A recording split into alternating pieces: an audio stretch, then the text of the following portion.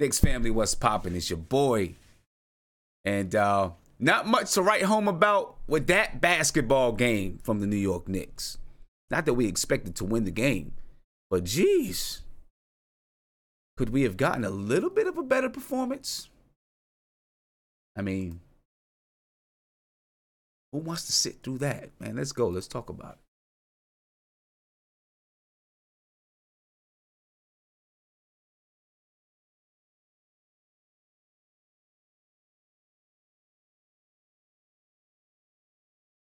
We got a chat building up.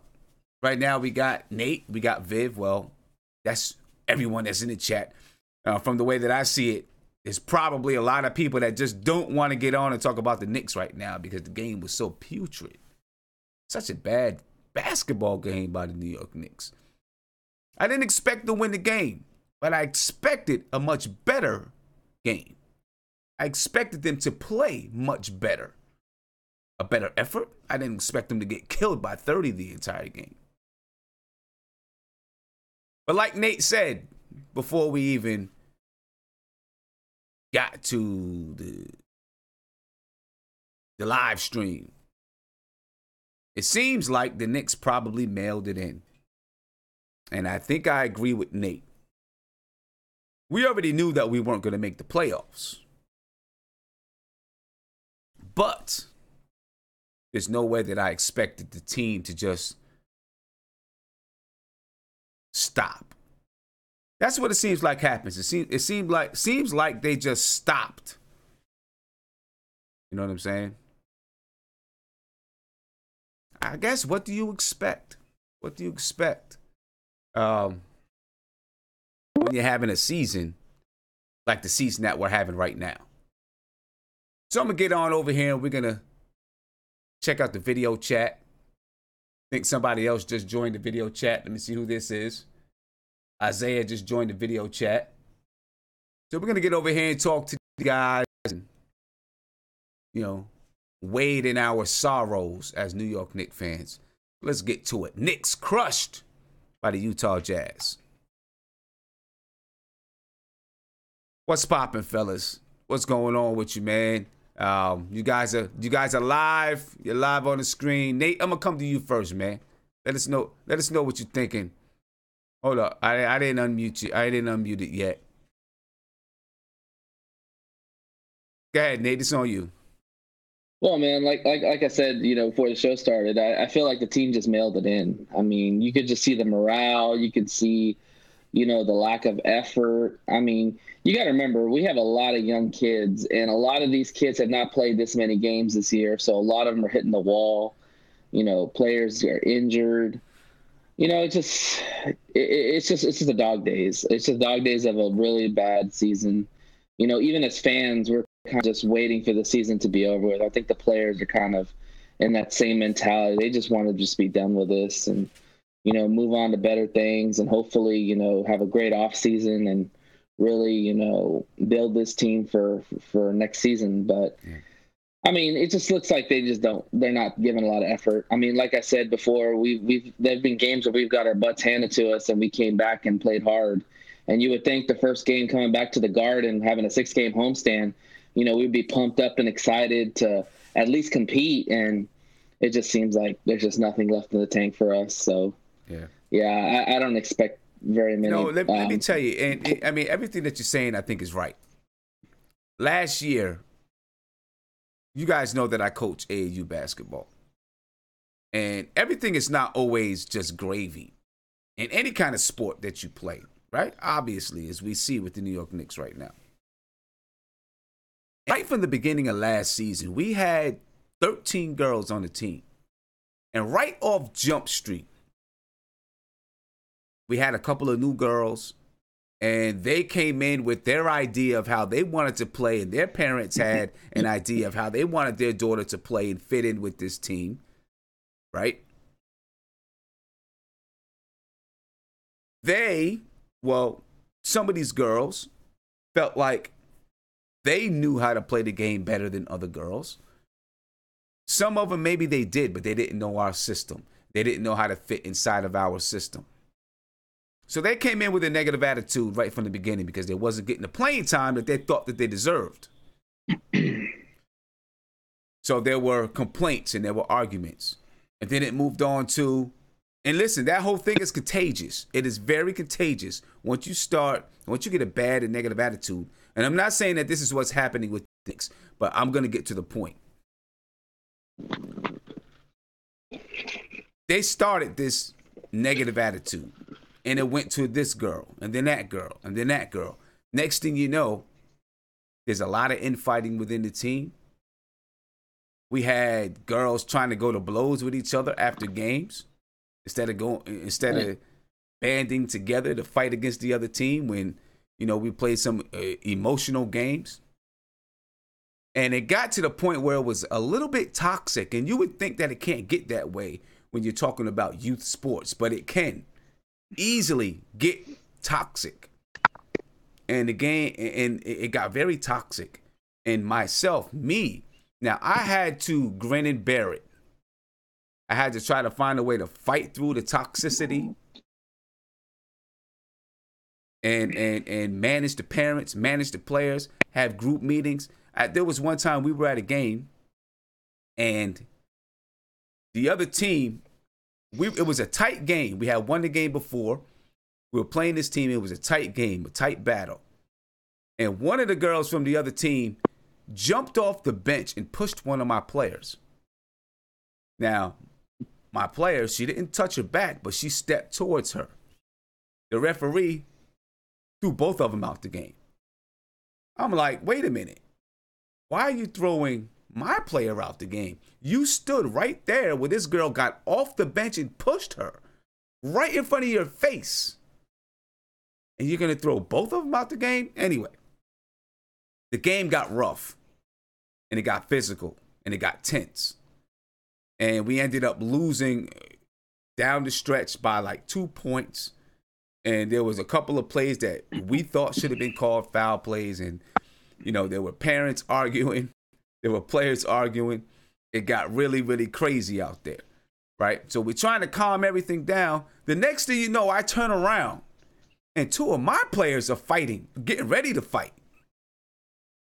Right? They're arguing and getting ready to go to blows. So I'm like, what is going on? We're getting ready to go into a huge tournament where there's 400 scouts there. Right? And we're losing it upstairs. Because the season is long and you start to get tired of each other. You're around each other. They're around each other in school. Then they're at practice. Then they're at tournaments. And they're starting to get antsy. So I took the girls and we went into a room where we're at a school, and there was a vacant room that we could use. I took them into the room. I said, okay, go at it. I'm not fighting. I didn't tell them to fight, but I just said, go at it. Argue. Whatever it is you got to say it now. Don't worry about watching your language. Just go for it. I made the parents stay outside. Right? So that they, it was none of their business. This was between the team. And I let them go for it. I let them argue. And they argued for about 15 minutes. Right? And then they finally settled down. And we looked to see if other people had things that they wanted to say. Right? And then, of course, the coaches, we had a few words.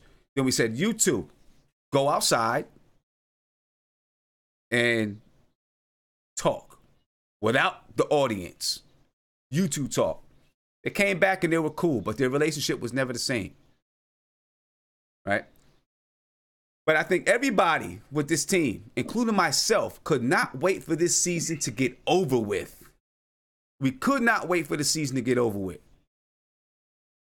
Because there was just so much tension going on.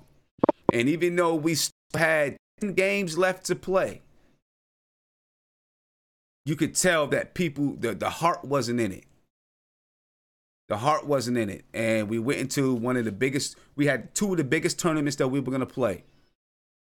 And we did not play well in either tournament because people were done. They were ready to go. We played well in some games, but people were done. It happens that way.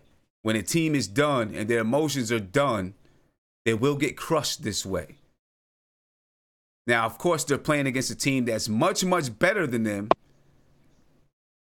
But, when the heart is gone, it's done. You know what I mean? And, so I definitely, I went through all of that just to say that I agree with you, but, you know what I mean? That's a long-winded answer. All right. Isaiah, what's good, man? Hey, Sim, can you say it with me on 3? Say what? Can you say 1, 2, 3, Cancun? Right. I feel you. I wish I was going to Cancun. Can you say it with me one time, I'll Sim? say it with you. 1, 2, 3, Cancun. Let's go. Let's get more excited, Isaiah. Sim, Cancun, let's rock it. Sim, to be honest with you, I watched like 2 quarters and I literally couldn't watch anymore because it was just really, really, really, poor defense because I'm just sick of it. Sim, I don't know, man. And to be real with you, Sim, I love your channel. I love it.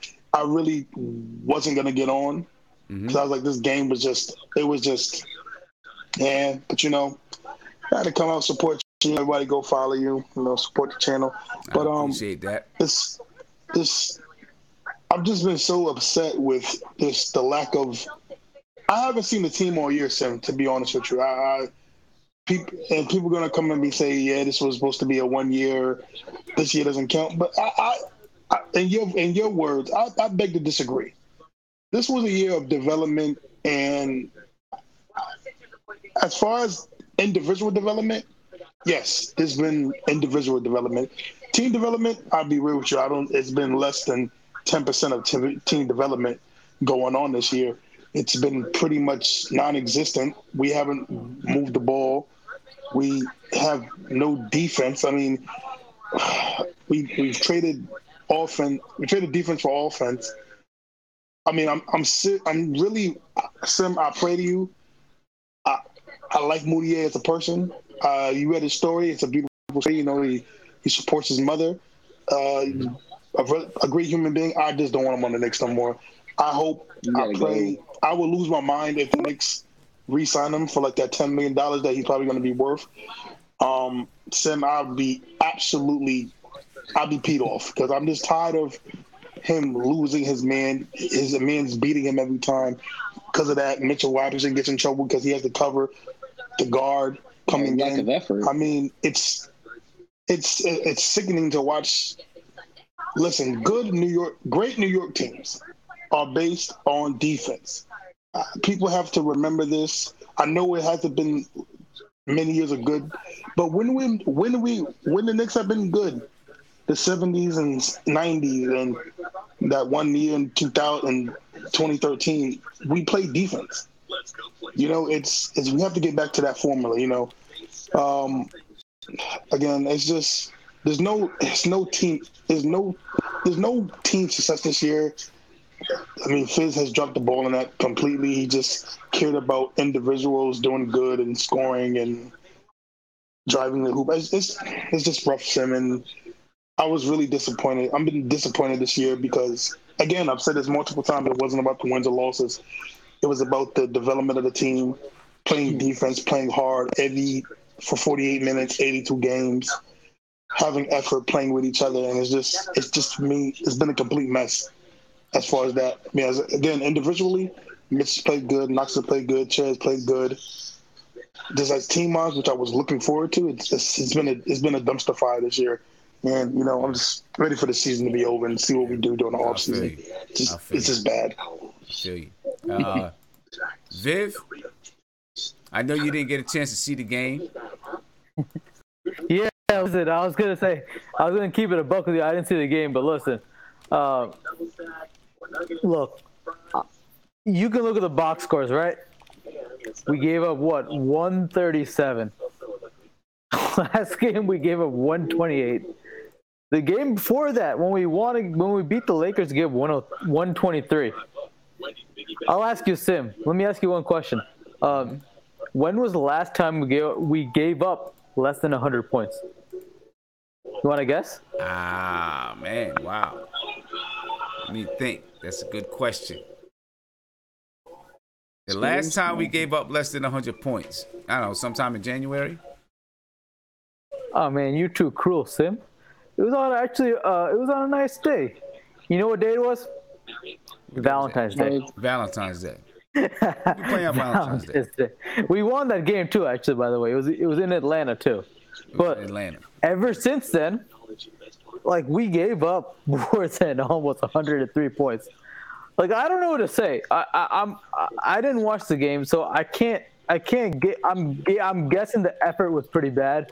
If you're giving up 137 points, right? I realize to the Utah Jazz, you got to make that Pacific. No, listen, it's to the Utah Jazz. The Utah Jazz is a good team, right? So I'm not going to deny that. But again, the moment he gave 137 points, I was on the 7th train back to Queens, and I looked at the score, and it was all I think 80-51 in the beginning of the second half. I'm like, wait, what in the world is going on here? Yeah. And I'm like, man, this is ugly. I didn't even watch anything. I didn't watch anything except for like the last maybe minute of the game because I wanted to see what the final score would end up being. And this is kind of bad. And there's no real positives to this. I don't want people to mention, this guy Dotson got 21 points, Hizoni got 23 points, Knox got 27 points. I don't care about those things because a lot of those stats are in garbage time. Who cares? Right. Like Knox scored 27 points in 47 minutes. That means he played every minute except for 1 minute. Like I understand with 10 minutes left, 10 games left in the season. I don't care. These are all empty stats to me. None of it matters. But if you're going to give up 74 points, you were down in the first half 74-47. That's a 27-point deficit. Yeah. That's effort too. Yeah, man. That is all effort. And look, in the game on Monday, right? Mm-hmm. I gave Guillermo a lot of these like advanced stats because I couldn't come in the video chat, right? A lot of those advanced stats about how our team runs their system. Very pick and roll heavy, no off ball movement. I didn't watch the game, but if you were to guess, right? I'm going to guess we did not have a lot of off-ball movement. We kind of had a lot of the same things that I mentioned, those advanced stats. A lot of one-on-one, some nice DeAndre Jordan assists, that were coming off, the elbow. And that's about it. It's predictable. And look, if we're going to use DeAndre Jordan as the litmus test, I'm going to be real with y'all. DeAndre Jordan is he's given up. He's not played defense in more than 3 years, to be quite honest with you. And, if he's going to be that influential person on defense, prepare to be disappointed. Well, Viv, he is not that guy. He's only here for KD. He's only here for KD. And look, I get the whole KD thing, but if we want our guys to come here to play defense, that is not DeAndre Jordan. DeAndre Jordan has not played defense in 3 years.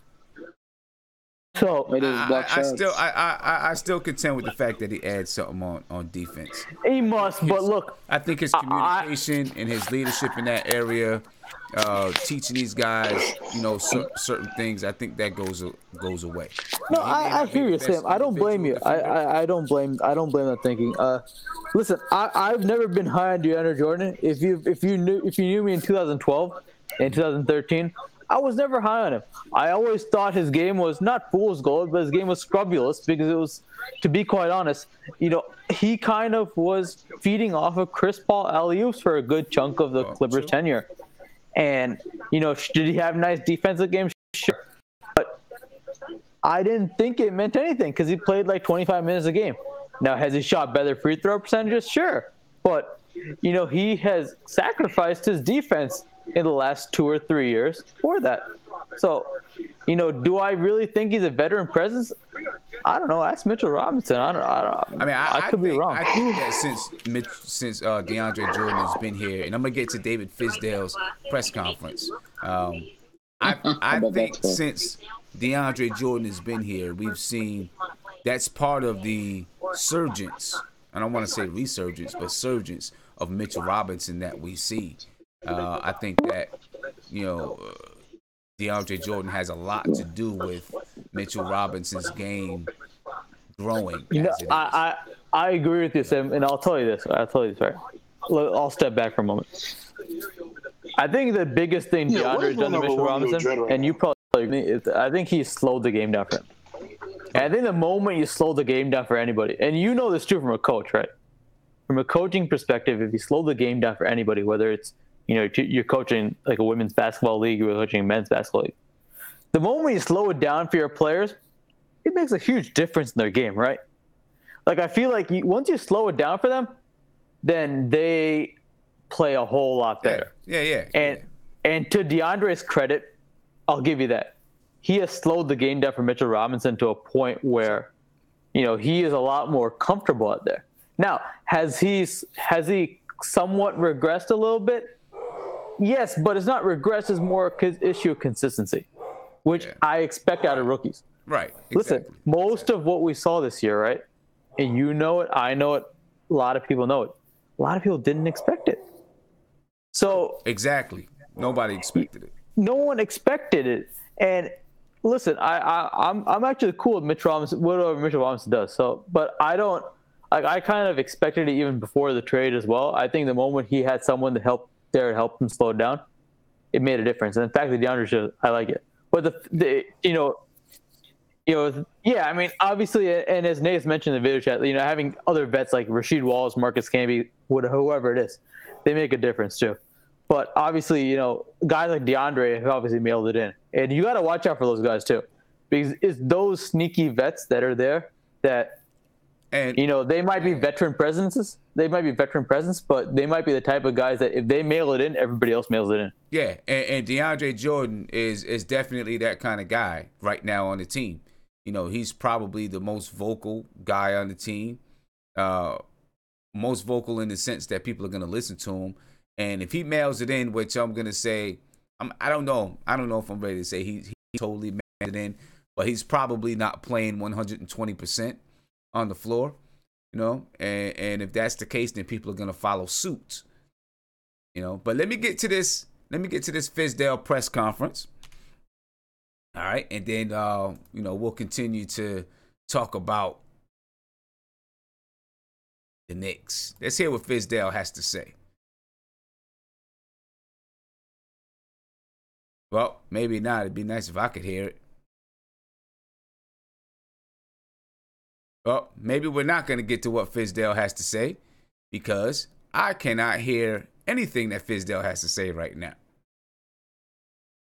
So excuse me for my mistake there. And, I guess we'll just get back to the group. And when we get Fizdale back up and going, we'll get back to Fizdale. So let's get back to the video chat. And, and I'm going to come to Nate. And then we'll get back into it. Go ahead, Nate. Hey, man, kind of a sidebar. Congratulations to Fairleigh Dickinson, man. Watched that game, and that dude, that point guard is, man, I got awesome. Cooking. Darnell Edge. He balled out, man. Darnell Edge. That's my homeboys. Hey, his father's name is Percy. Me and Percy are pretty good friends. We play a lot of basketball together. We both grew up in upstate New York. And I'm proud of his son, man. Hopefully they can do well against Gonzaga. Hey, man, they got a chance. Did you see how that coach kind of pushed the point guard away in the little huddle? And then after that, it kind of light a fire under his butt because after that, he went off. Yeah. Yeah, man. Yeah. Big shout out to Fairleigh Dickinson. And I spoke to his father earlier. Well, I've been speaking to him all day. Just kind of talking about, he was like, I still can't believe they won and they go into the tournament and da-da-da. So, yeah, big shout out to Darnell Edge and Fairleigh Dickinson for advancing in March Madness to be the number 16 seed to play Gonzaga. So, hopefully they can. It's a long shot. What a great first game. What a great first game to start the tournament. That was a hell of a game. Yeah, hopefully they can take out Gonzaga. It's definitely a long shot. No doubt about that. But I'm hoping they can do some work against Gonzaga. But I'm definitely proud of them, though. Definitely proud of them. Isaiah, go ahead. Sid, I was just gonna add, a point guard play is just, It's just pretty bad right now, man. I was thinking about it today. I'm like, why is DeAndre Jordan our best player right now? Why? Exactly. That's. I mean, I'm not gonna lie to you, Sam. This. You said why is DeAndre Jordan what? Our best passer. He's our best passer. Oh. I mean, this season has just been like. Now people. I see the chat a little bit. People are saying, they see that. I'm not. I said I've seen individual success. I've seen this year. Yeah, it's good, but I was more hoping for team success. That's what I was kind of hoping on. From what Fizz was saying in the preseason, I was excited because I'm thinking. I go back to it, man. I'm like, okay, we got a Pat Riley guy. So one thing I know about Pat Riley guys, coaches, they're coming from his tree. You're gonna play hard. You're gonna play defense. Just from the start, it's not even that you're gonna play defense. You have to play defense to play. You have to be held accountable. You have to, Hey, do Isaiah, the little thing. Let me come back to you. Let me get to this. Oh yeah, do that. Yeah, let me get to this. Just from the start. To this interview. All right. Now all you guys are live, so just stay quiet till the interview is over, and then we'll get back to you. All right. Just from the start, it seemed one-sided and steamrolled. I don't know. We just got punched, which was a big part of the game plan. After we got punched, it was kind of like, what victory can I find? And it was like, let's win the second half. And we did accomplish that, which I was happy with, that we kept fighting. But we took a real serious right hook and never recovered. I know you guys are shorthanded today, but Kevin, almost 47 minutes. Yeah. What was you thinking behind that? Just constantly just trying to force feed him and keep him aggressive. I really thought second half was one of his better halves from an aggression standpoint, and he looked like he had a real plan there on where he wanted to get to and how he wanted to play. That's 2 out of 3 games that I thought he's really played aggressive, good basketball. So hopefully, we can keep that trend going for the next 10 games. Donovan Mitchell, when he's he's an athlete. How difficult is he to guard? He's a nightmare to guard. The guy can get anywhere on the floor. He's so strong. He's fast. He can shoot the 3. He finishes through contact. He's a big-time player. And there you have it, ladies and gentlemen. David Fizdale. Well, yeah, when you got Moutier guarding you, that helps a lot too. Yeah, that's true. David Fizdale. Oh, well, let me ask you, Kevin Knox. Past few games, Kevin Knox played well. Well, I guess maybe versus Toronto, he didn't play. He played a mediocre game. But he's been playing well. He's been playing okay. It's like, he's got another breath of air. Can we at least take that Kevin Knox is playing better? Because, he's going through a few stretches this season where it's been rough for Kevin Knox, right? When does Fizdale use the word aggression with Knox? Yeah. So can we at least take something from these past few games? I mean, all right, we beat the Lakers and now we got blown out by Toronto, blown out by Utah. But can we at least take that Kevin Knox has been playing better? I'll say like this. There's been times when, Kevin Knox, he said, wow, this kid is only 19. Then there's stretches where he's like, okay, he's 19.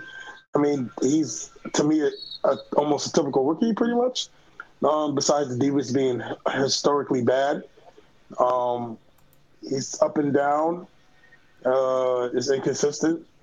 And that's perfectly fine for him.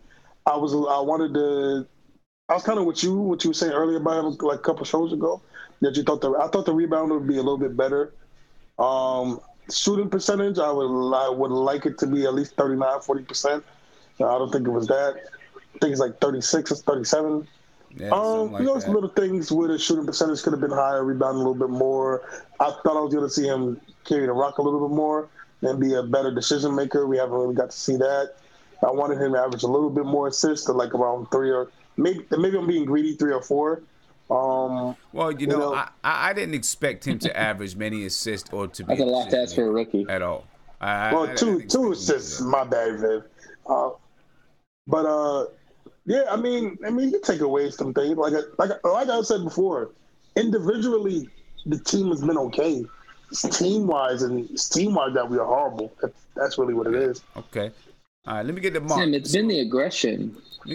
Yeah, Mark, what's going on, Mark? What's popping? Hey, what's going on, boss? How you doing tonight, man? I'm good. You know, just trying to make it through that game. I watched it, and then once we started, you know, getting smacked, I just kind of, you know, it was background noise as I was doing some work. Bro, we got roundhouse tonight. Yeah. Like House windmill one punch knockout. Bro, I turned my TV off in the second half, the second quarter. When I mean, crazy. It's to a point. It's like, what are we? Like, it came to a point where it's like, what are we? Like, what are we doing here? What are we? That's how I'm feeling right now. Like, I can't put the words together. It's just like, what was that? Yeah, was he ready to play tonight? I don't know what it was, man. I don't know. You would think after getting smacked like that in Toronto that they would have some kind of pride and at least come back. You can't expect them to win the game, but at least come back and fight. Sim, on Green's God, when I'm watching Knicks defense, bro, there is no sort of awareness. Like, it's no awareness on the court. Right, them playing defense, bro. Utah was cutting, diving. They was just shredding them. There's no type of IQ on the floor defensively. Yeah. And let me tell you something that Fizdale said that I hate. I just do not like it when coaches, players, whoever does this. Right? He's like, okay, we won the second half. So what? They weren't playing, right? They wanted to win the second half. The Utah Jazz could have won the second half. It pisses me off when coaches do that garbage. Bro, it's just not true. It's fake. Utah don't even score like that. The way they scored, that's probably their best offensive game this year. They do not score like that.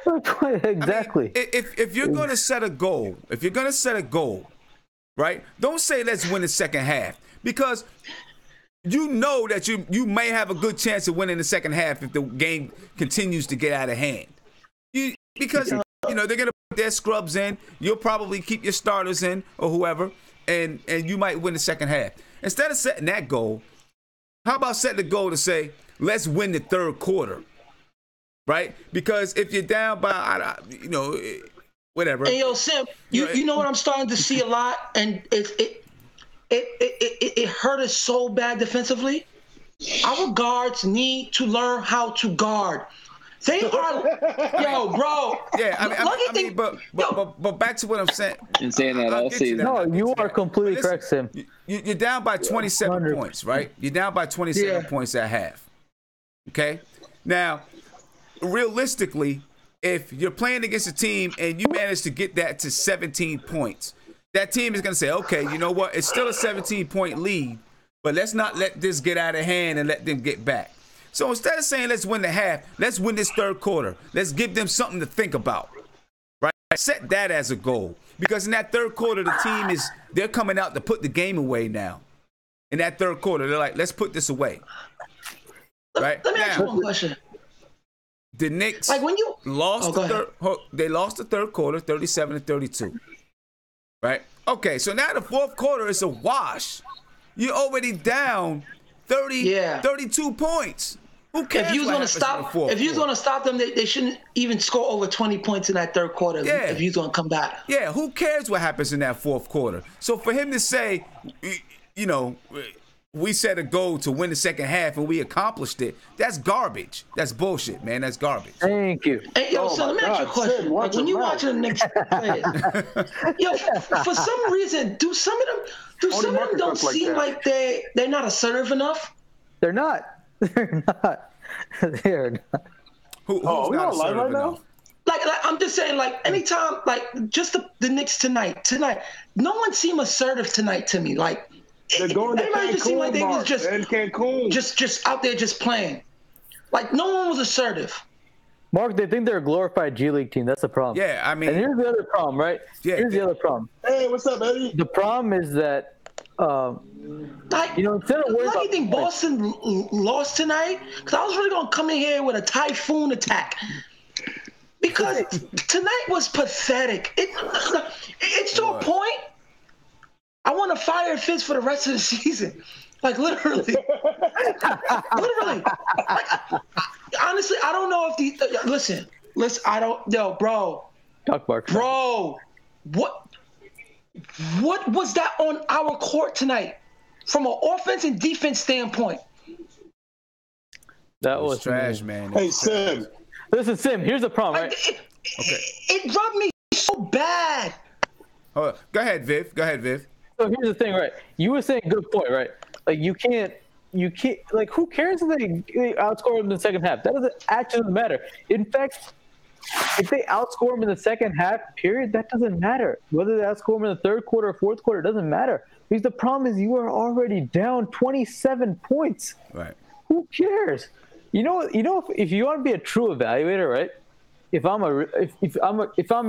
you're coaching the team, Sim, this is what you're gonna do. And I'm thinking in your head right now. This is what you're gonna do as a coach. What you're gonna do is, okay, you're gonna evaluate the team like this. How many plays can they run successfully? How many cuts can they execute successfully? You know, this team runs 4.3% of scoring plays off ball cuts. They have the least ball movement in the entire league. If you're down 27, you better run those plays. Yeah. Try running those plays for once. Try to see, okay, how successful are we off the ball? Yeah. If we not good at, when we actually have like a decent deficit or whatever, why don't you try when you're down 27? See how you're doing then. Right. Don't worry about anything else. Who cares about the aggressiveness in another part? Try actually running plays for once. Try to see, try to see how good you are. The analytics show it. I mean, look, analytics is just another tool, but it is clearly showing, like, look, the team does not move off the ball. And it's not a question of basketball IQ. We got to stop using this excuse of basketball IQ as the reason this team cannot do anything.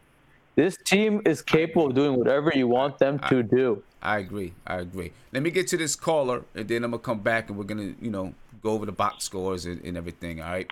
Caller, you're on live with Nothing But Knicks. What's popping? Hello? Hello, how you doing? Hey, all right. All right, you're on live, long-time listener, man. I love to see what you guys are doing. Just quick question, man. Like, they showed Frank practice. Why did they suit up one guard? I guess they don't feel like he's ready yet. I'm assuming he's going to come back on Friday, I think they said. Okay. I don't know why. I don't know why you would, if they feel he's ready. Maybe it's just for the extra security, to make sure he has lateral movement. Who knows? Follow-up question then. As a coach, have you seen them call one play for Frank in the post? One, knowing that he's taller and longer than half the guards that play against him.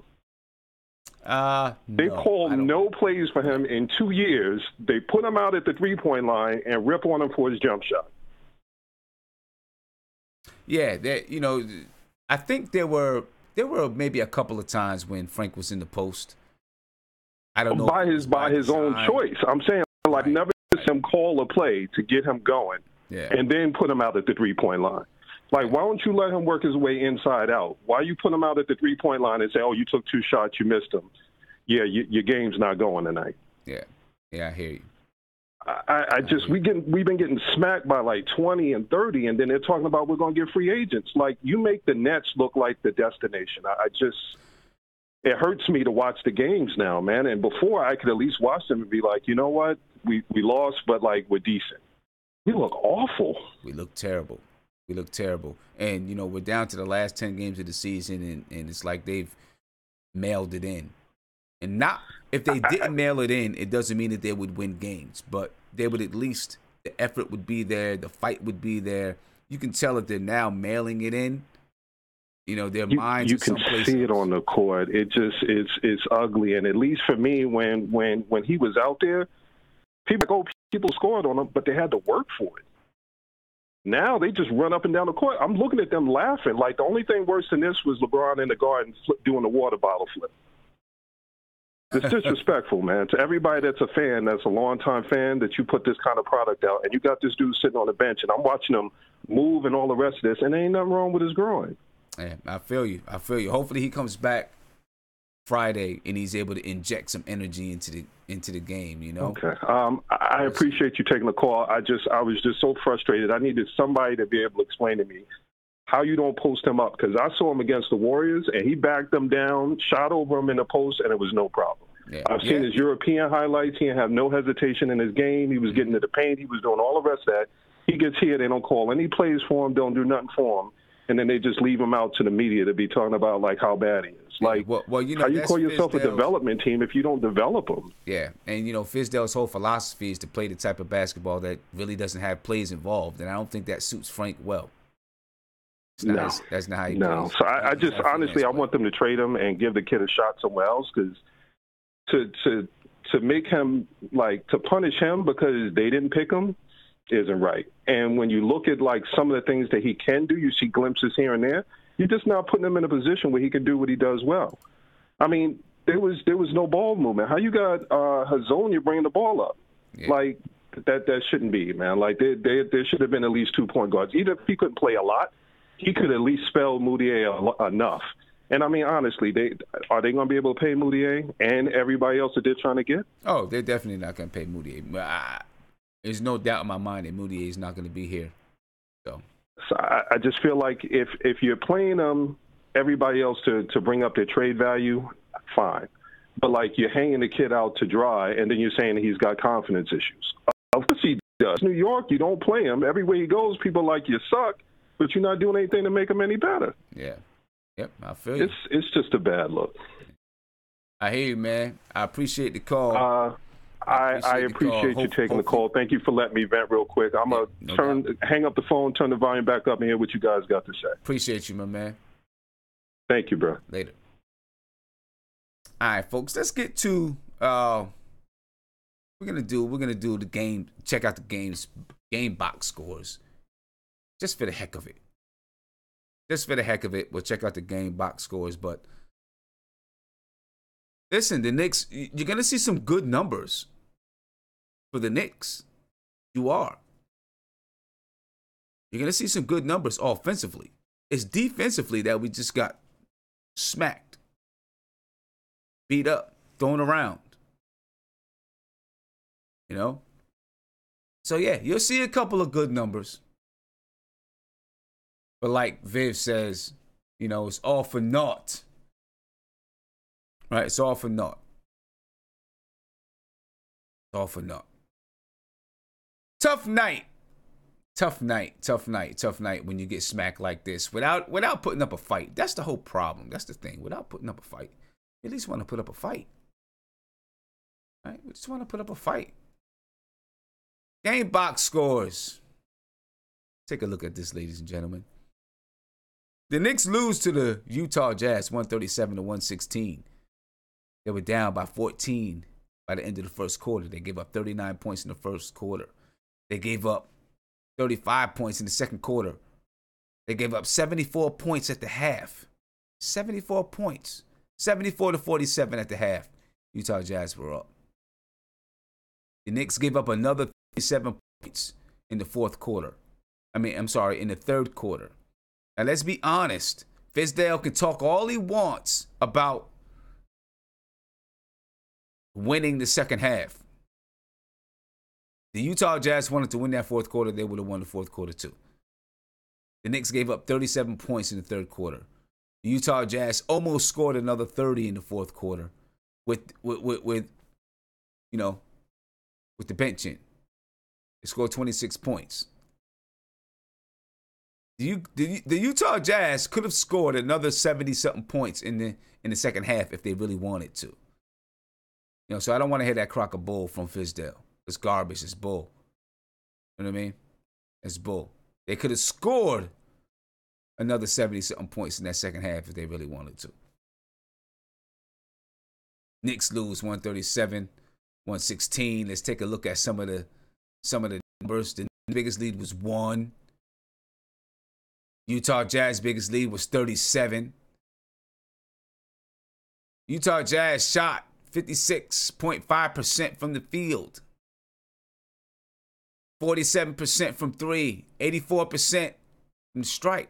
They went to the stripe 25 times. They made 21 of them. The Knicks, they shot 52% from the field. They made 41.9% of the three-point shots. They only shot 61% from the stripe. The Knicks and Jazz tied in rebounds, 40-40. The Jazz had 38 assists, ladies and gentlemen. 38 assists the Utah Jazz had. The Knicks had 23. 7 steals for the Jazz, 6 for the Knicks. 3 blocks for the Jazz, 6 for the Knicks.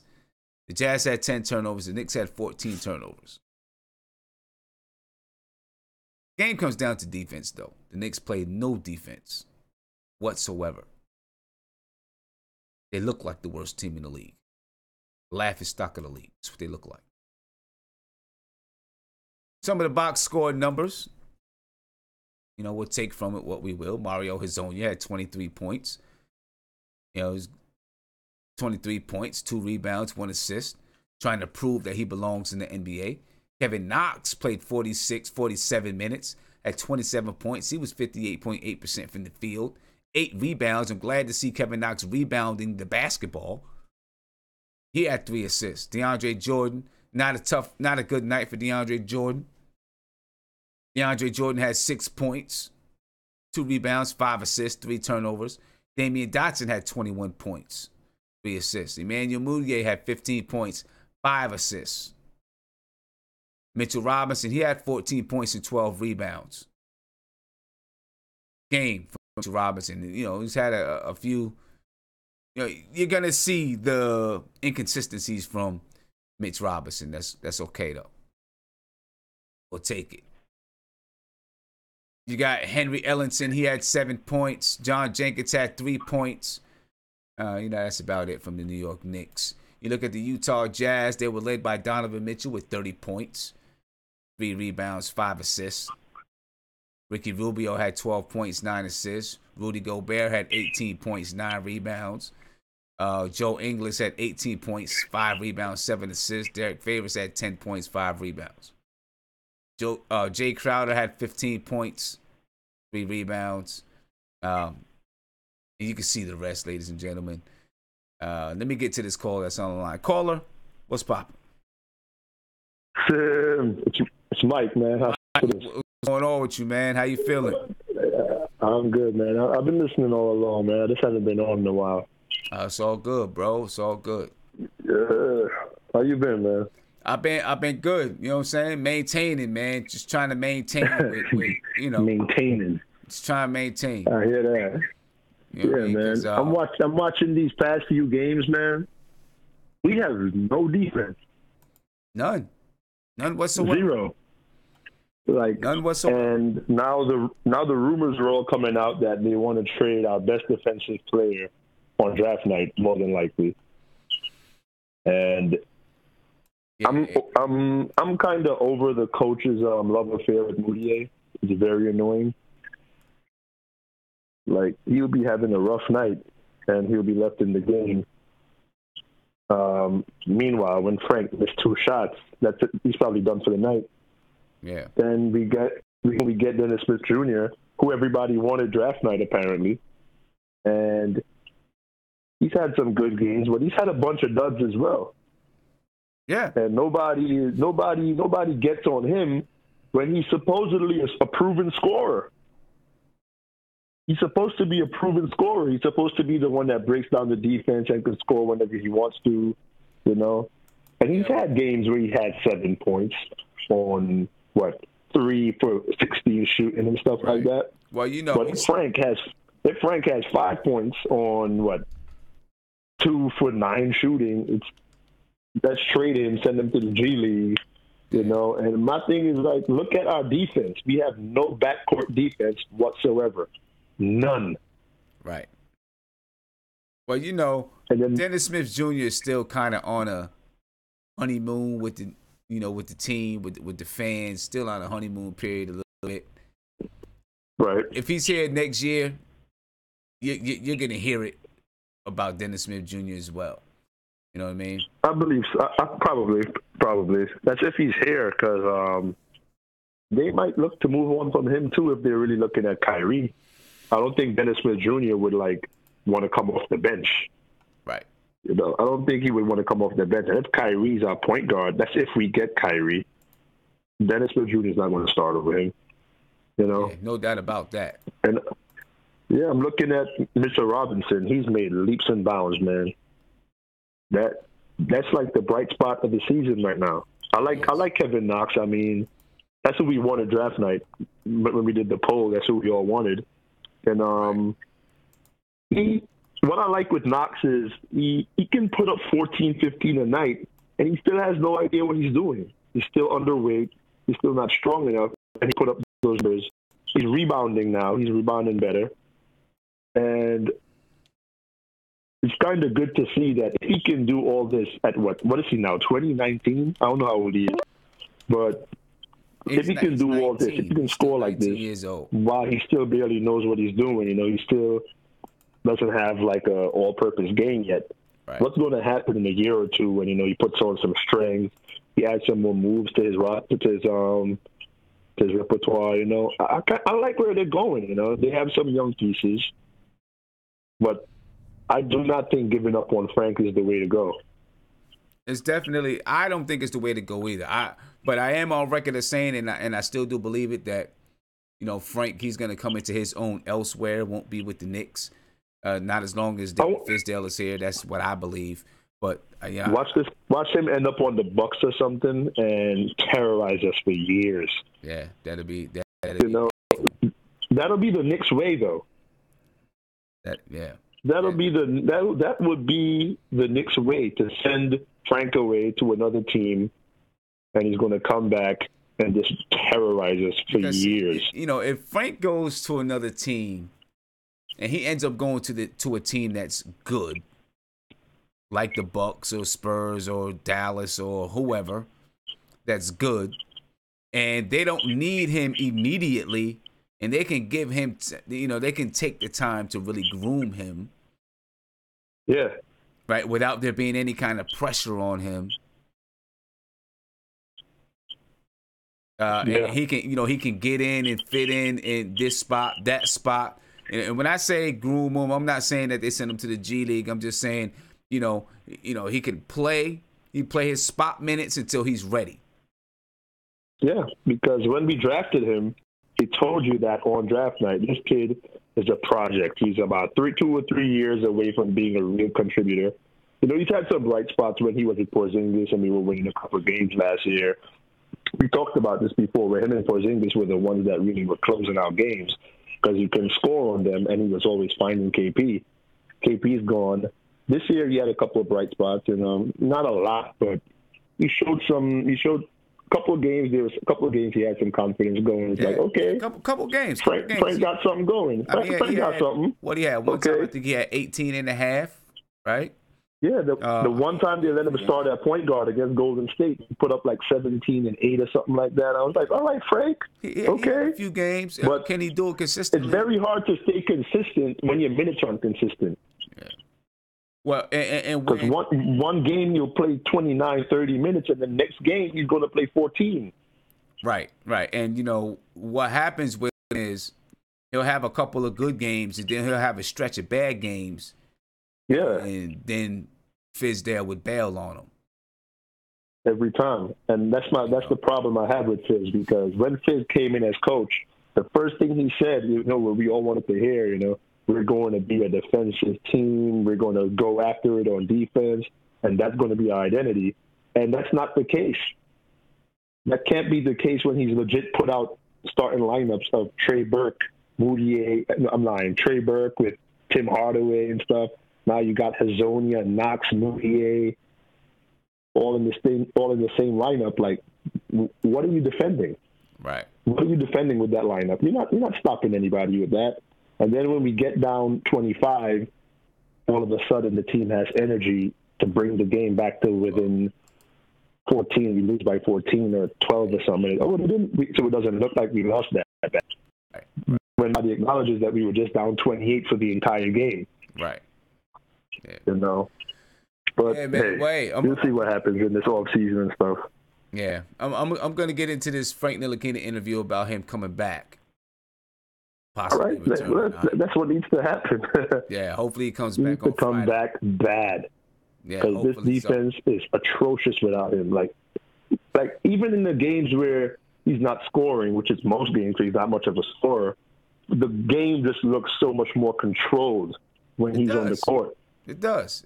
I don't know. It looks more controlled. It looks more organized. You know, people know where to be. With Moutier, it's him going baseline and doing that little half spin and then coming back out and jumping and throwing the ball to somebody else. And it's more turnovers than assists. But that's not the style that Fizz wants to play, so we'll see. Yeah, God forbid Frank turns the ball over. He might end up in Dallas. You know what? If he ends up in Dallas, it might be the best thing for his career, to be honest with you. That's what I'm thinking. That's what I think about it. If he ends up in Dallas, I think he's going to be traded probably draft night. I think that's going to happen. As much as I don't want that to happen, but it might be best for him. Or, you know, he needs to go somewhere where they have scoring and they need a point guard that could just pass to the scorers. Like, even in Phoenix, he would be good because they have a bunch of scorers in that starting lineup. Yeah. You just need somebody to pass it to him. Yeah. You know, but hey, let me let you go, man. Let me let you do what you gotta do, man. I appreciate the call. Good to hear from you. Yes, sir. You know, keep doing your thing with the music. Keep rocking. I see it on Facebook. Yes, sir. Yes, sir. Yes, sir. All right, no doubt. All right, brother. All right, let's hear from Frank Ntilikina about him possibly returning. All right, and then let's talk about it. What happens when Frank returns? And is he going to be? I don't think he's going to be here. Much as I want him to be here, I feel like the Knicks are going to trade him. I do. I feel like the Knicks are going to trade Frank Ntilikina. As much as I do not want that to happen, that's what I think is going to happen. Let's listen to Frank Ntilikina, folks. Great. I made a lot of progress. It's a good feeling to be back on the court doing some 5-on-5 action. It's been a while, but I'm making a lot of progress. Right now, I just feel like I need a little more rhythm, a little more intensity practice to get back on the court. I hate being on the side, not play basketball, and I just want to be out there, progress, and improve with my teammates. So, yeah, for me, it's important to play, even if it's 10 games in the season. All right, you heard him. He wants to play. Even if it's just 10 games in the season, Frank wants to be on the floor with his teammates so he can get better. Hopefully, he can help the team to get better. What happens when Frank returns? I mean, right now, obviously, we're down players. So when Frank returns, he's probably going to jump right in and get some playing time. Alonzo Trier, we don't know. I don't know the whole story about Alonzo Trier. Kadeem Allen was sick. Hopefully he'll be back. Moutier, Moutier is here. Dennis Smith Jr., he's hurt. Let me come to Eddie. I haven't had a chance to speak with Eddie. Eddie, what's going on, man? What's poppin'? Yeah. I'm good, man. So, do you think Frank is gonna come back? Hopefully on Friday. What do you think happens when he comes back? Who? I'm sorry, I didn't hear you. I said Frank Ntilikina hopefully is going to come back Friday. Hopefully. What do you think happens when he comes back, man? What are we looking at these last 10 games if Frank comes back?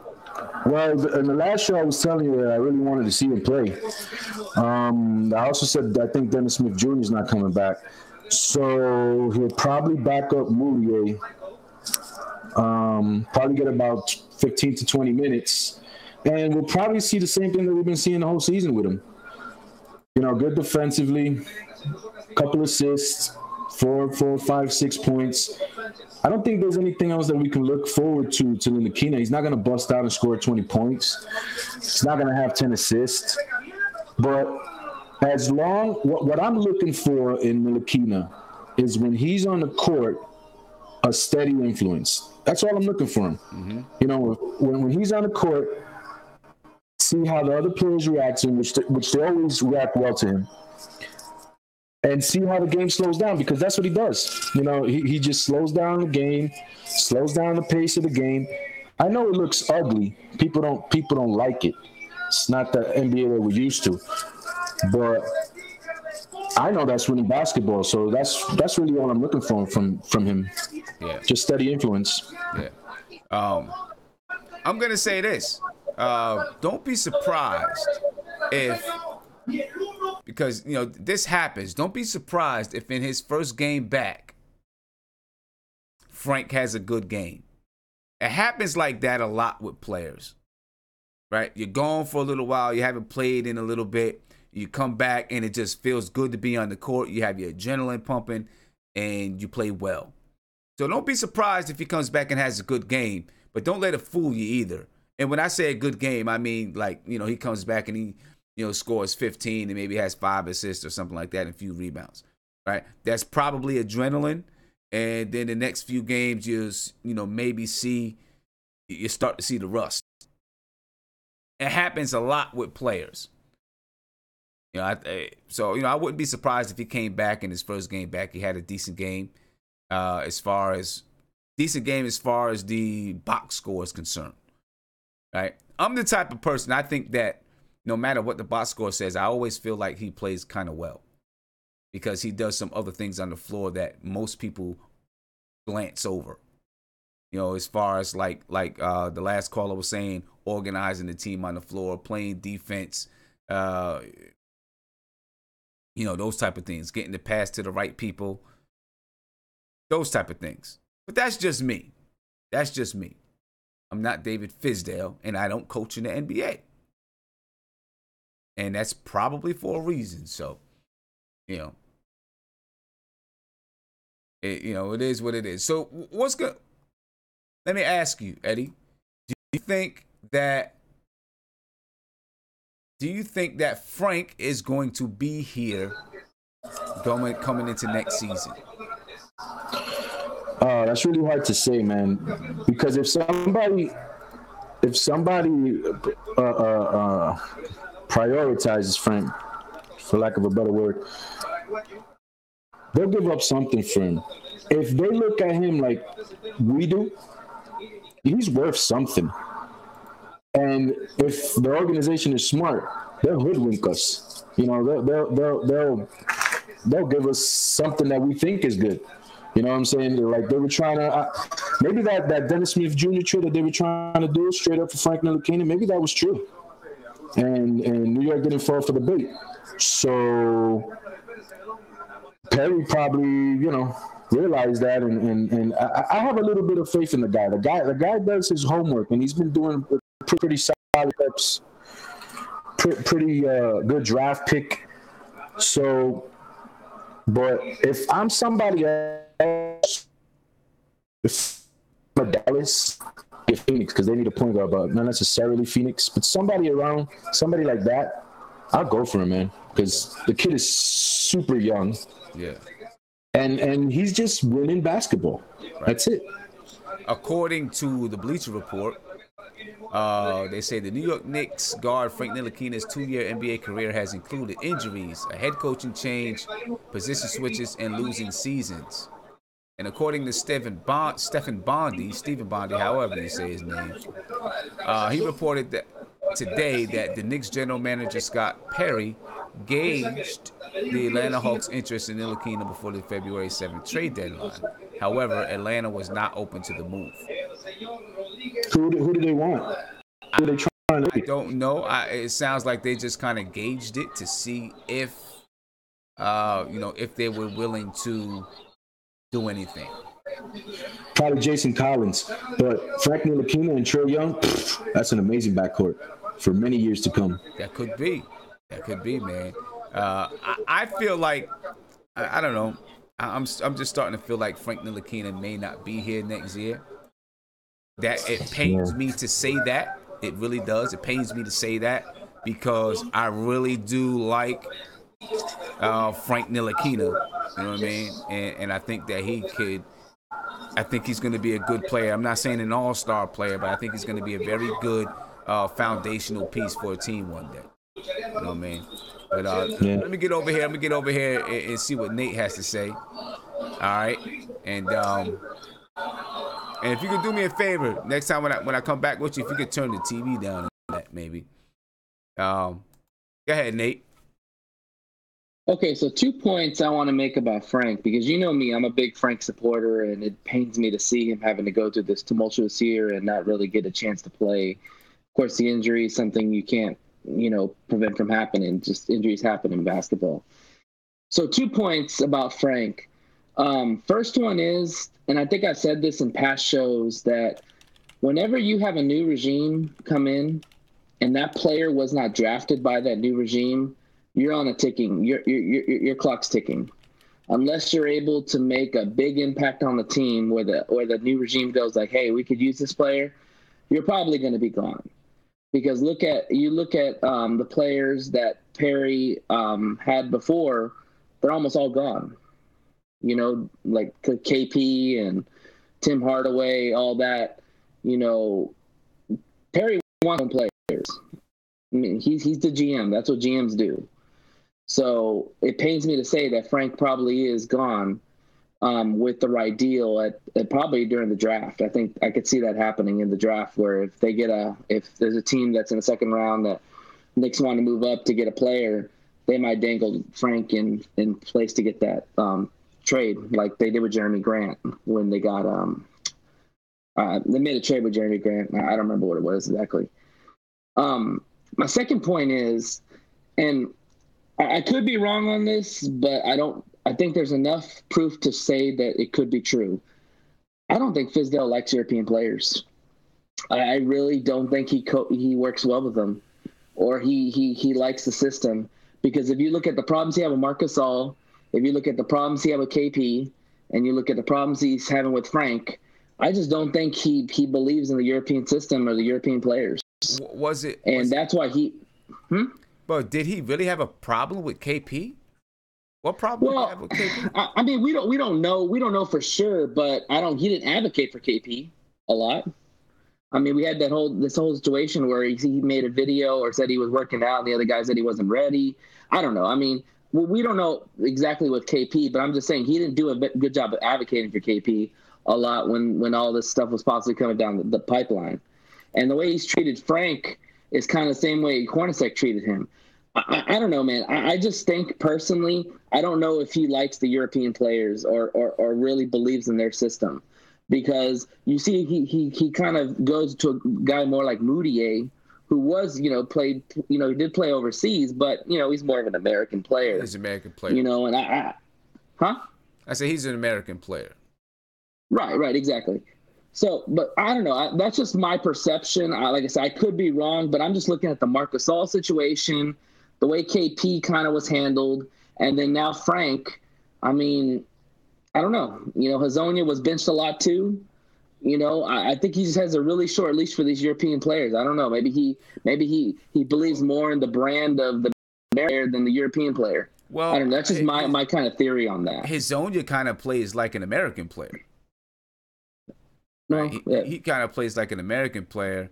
I don't know. I mean, I don't know. I feel like this. You're gonna tell me if the Knicks traded for Giannis, that he'd be like, oh, I don't want Giannis. I don't like Giannis because he's European. I don't think he would, but I don't know how that relationship would work between those two. I mean, I know Giannis is a hell of a player, but does he really mesh with what Fizdale wants to do? I don't know. We don't know. We don't know what Fizdale likes. I mean, who knows? Who knows? You know what I mean? It could be. It could be. And it could be that Fizdale relates to U.S. players because he grew up, because of where he grew up and how he grew up. And, of course, guys, European guys grow up a little bit different. Different styles, different way they play and all that. It could be a possibility. I don't know how much he had to do with KP, though. You know. Yeah, I don't know. I think it's more what he didn't say, like advocating for KP. Okay. More so, maybe what he said against him. Yeah. You know, I just felt like there wasn't a lot of belief and, you know, support towards KP, even though he did go to Lafayette, meet with him and all that, and that was all great. It just seemed like the whole season, you really didn't hear a lot of support for him. So it's more like he was dissing himself away from KP. Yeah. And maybe that could have caused some friction too, so who knows? Who knows? Let me get to this phone call, Isaiah, then we'll come around to you. Call me on live with the Knicks. What's poppin'? Hey, what's up, Tim? Hey, what's good with you, man? I'm all right. Let me ask you, is Frank going to be here next year? I think it's 50-50. You say you think it's 50-50? I think if you could use Frank to get into the first round again this year, I mean, I would do it. If you could package Frank in our second round pick and get into the first round again, mm-hmm. so you have, you know, a second or first.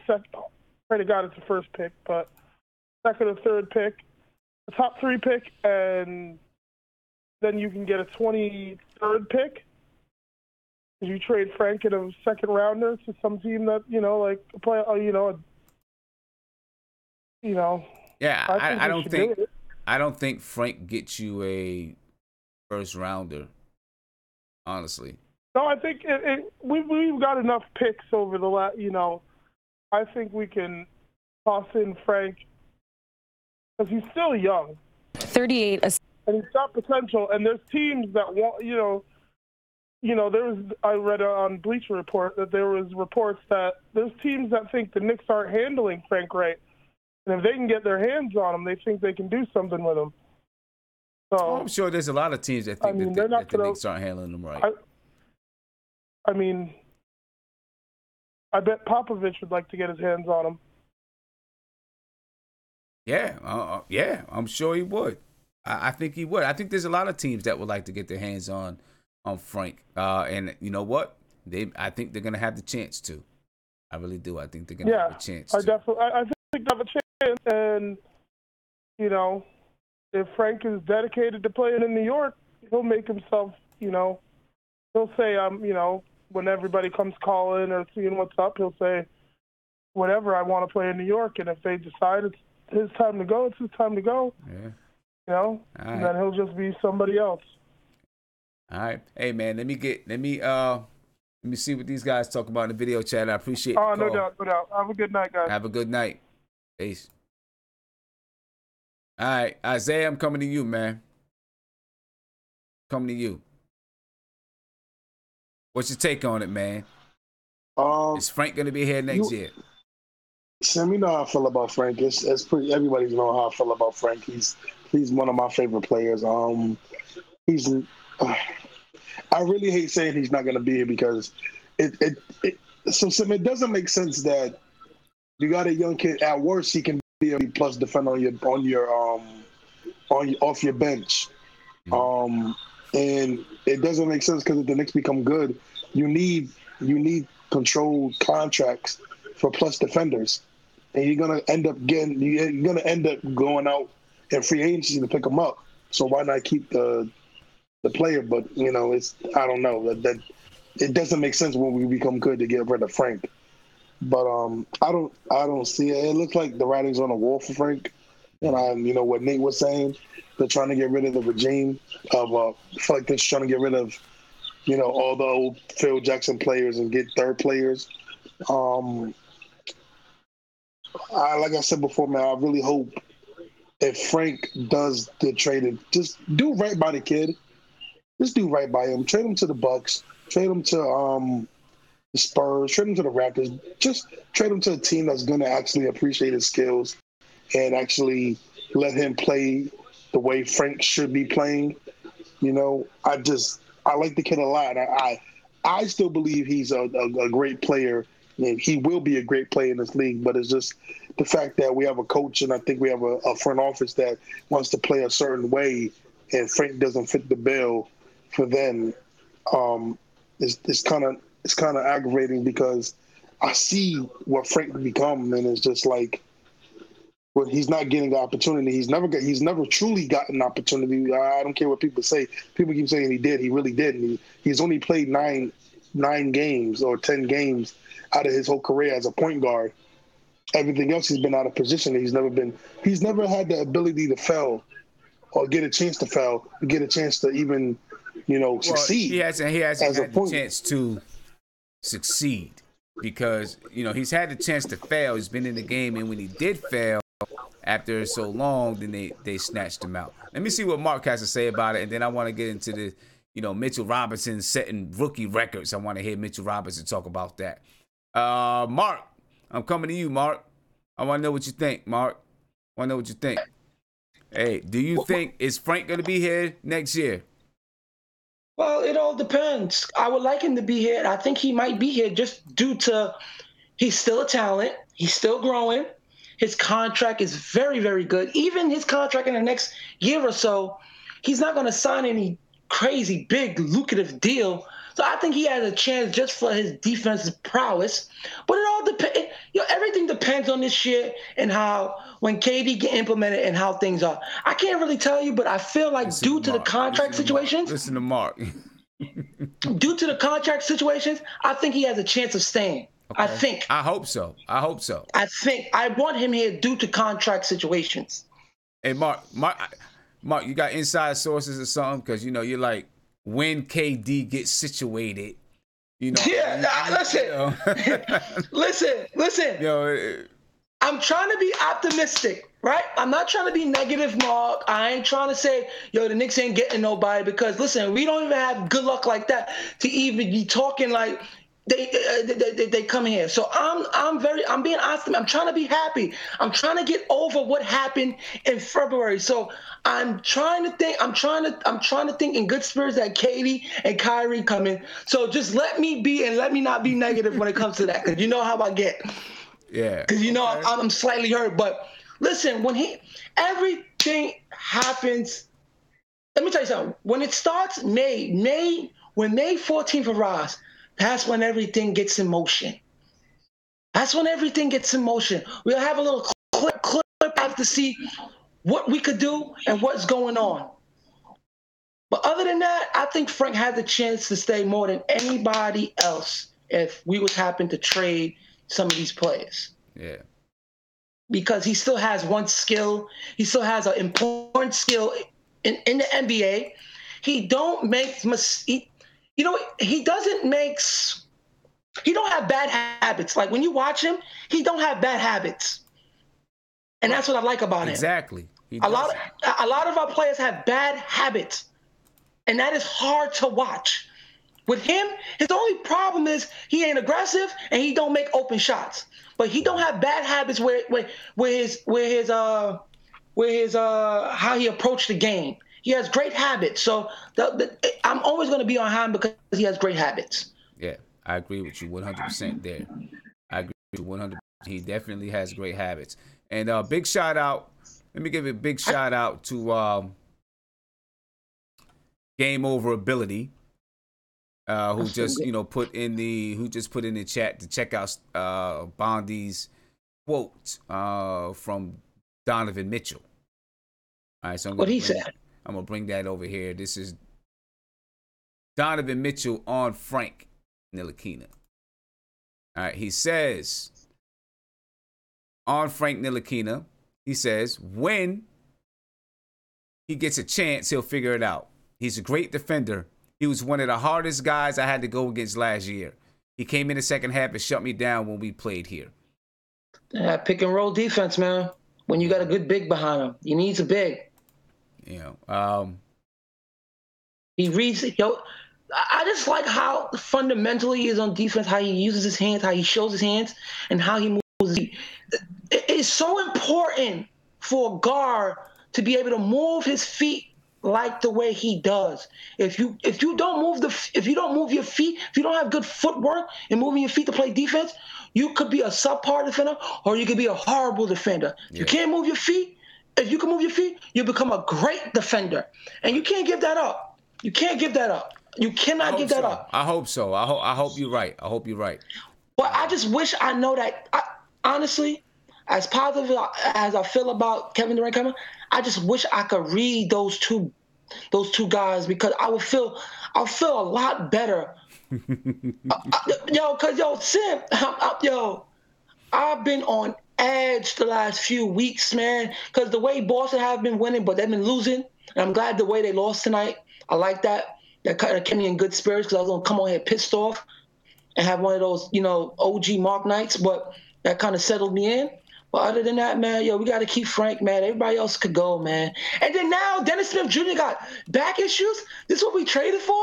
We got a guy with back issues now? Oh, come on now, man. Man, listen, man.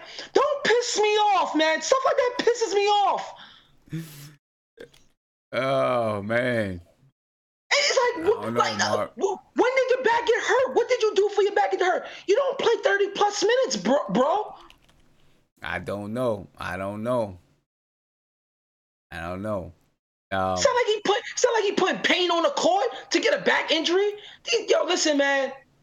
Don't piss me off, Knicks. Cause listen.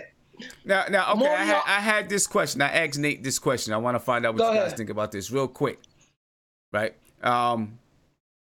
Is there a possibility that the Knicks are holding these guys out? Dennis Smith Jr., Frank, Moutier earlier. So maybe so that they can get a look at these guys. I think they are, because they did that with Porzingis, and Porzingis wanted to come back, and he was eligible to come back. But I think the Knicks are gonna keep them away, so when time comes, they can use them for trade bait to get more more also better players. So that they can see. They can, all right, you know what? Dennis Smith Jr. had his time to start.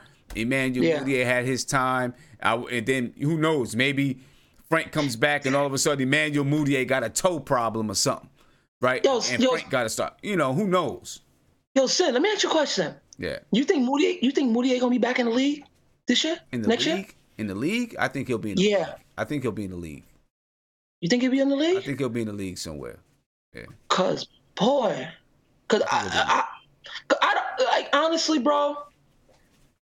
Honestly, bro, I think as much as Fizdale try to give him confidence, I just think he's not that. Bro, when you're a point guard, you have to have a level of confidence, bro. And if your confidence isn't as big as T.J. McConnell for Philly, then I don't know, bro. I don't know, bro. Because when I watch that little kid, bro, it is despicable. Yeah. All right. We need some confident players, bro. Let me see what Viv wants to add in here. Go ahead, Viv. Yeah, listen. Go ahead, Viv. So I just want to answer some of the stuff like this whole Frank thing, right? Yeah. Will Frank be back next year? Look, all this, we've seen a lot of smoke during Frank. I mean, it's been quite clear. There's been a ton of smoke since God knows last year. He'll be back. Clearly, there's not a lot of value for him, but a lot of this has just been, it's kind of been ruined by the fact that he's been out 22 games. But you hear people like, oh, why is he out 22 games? When is he coming back? Why is he not back right now? Is he soft or whatever? See, the problem is what people don't realize is with groin injuries are no joke, especially once you've had them before. Frank had a groin injury last summer, and then he had, it reappeared in, God knows, early January, which is when most sophomores probably get tired after, having a second year once again. So he must have re-aggravated it sometime then, and then he missed 22 games because of it. But let's not act like this is abnormal all of a sudden. This is what happens with groin injuries. They're no joke. So, a lot of this whole smoke just happened just because he hasn't been on the court for 22 games. I don't even know what he's played like. I haven't seen, none of us have seen Frank before the end of January. So let's at least see what he's like for 10, at least the 10 games. But don't treat it as okay, this is now or never for him. Jesus, 20 years old. But you were listening to MSG, we're listening to guys whose defense was worse than Tim Hardaway Jr., who'd make, Trey Burke look like an all-NBA defender. we're going to use those guys as a litmus test to determine what, Frank's future is going to be? Come on, give me a break with all this garbage. Is he going to be a point guard? I don't know. But probably one of the reasons he may not be a point guard is because he's going to grow, beyond 6'6", 6'7". And, to be quite honest, he might be too big to be a point guard. I don't know. I'm just guessing. I really don't know. So at least give him a shot. You're not going to get much value from him anyway, so might as well see what he's going to be like. Oh, yeah. Right. You got defense, might as well see it. And with your second question, okay, are they holding? I think you asked what are they holding? Dennis Smith Jr. out because of what was the second part? What did you say? You said were they holding him out because of what reason? So I was saying, we're seeing a carousel of guards are hurt, right, and they can't play. Right. Since acquiring Dennis Smith Jr., now you got Dennis Smith Jr., you got Frank, you got Emmanuel Mudiay, and you got to decide, okay, what can these guys do? Are we saying, okay, Dennis Smith Jr. played for a while, now Mudiay could play for a while, Frank comes back, we'll give Frank a chance to play with these guys, right? Because the team is different now. We'll give Frank a chance to play with these guys. Dennis Smith Jr. can sit out. You see what I'm saying? No, I understand you. I don't think it's a conspiracy. More or less is like, these guys are probably legitimately hurt. This is Dennis Smith Jr.'s second back injury this year. Yeah. He had the back injury early in January or late December where he missed 6 games or something. This is all due to conditioning. So, we probably wanted to play him anyways.